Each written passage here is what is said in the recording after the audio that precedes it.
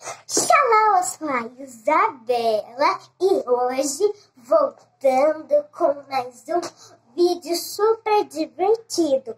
Então já deu seu like, se inscreva no canal, ative o sininho e clique em todas. E vai!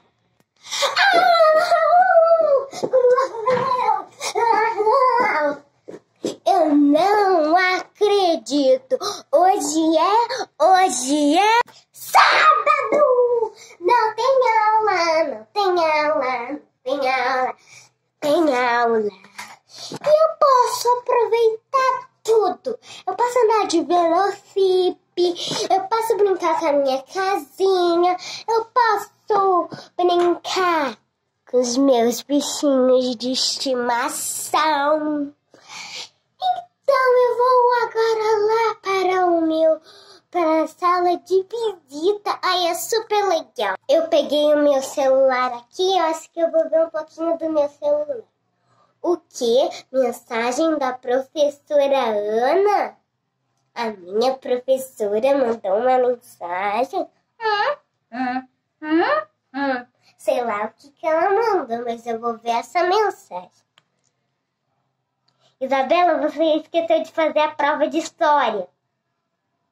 Ah, tia, amanhã eu faço. Então você não vai conseguir aproveitar hoje.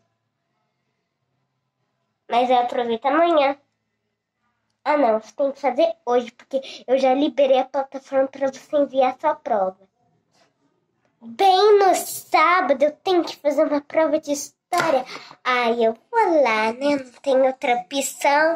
Ah, mas eu tenho que fazer a prova justo hoje. Senão, segunda-feira eu vou te dar uma nota 0 na aula de geografia. Mas a prova nem é de geografia. Mas eu vou dar. Tudo bem, não tem outra opção. Sério que eu tenho que fazer hoje? Sim, porque senão você vai tirar uma nota 0 em geografia. Eu sei, mas a prova é de história. Bom, vou fazer, não tem outra opção. Por quê?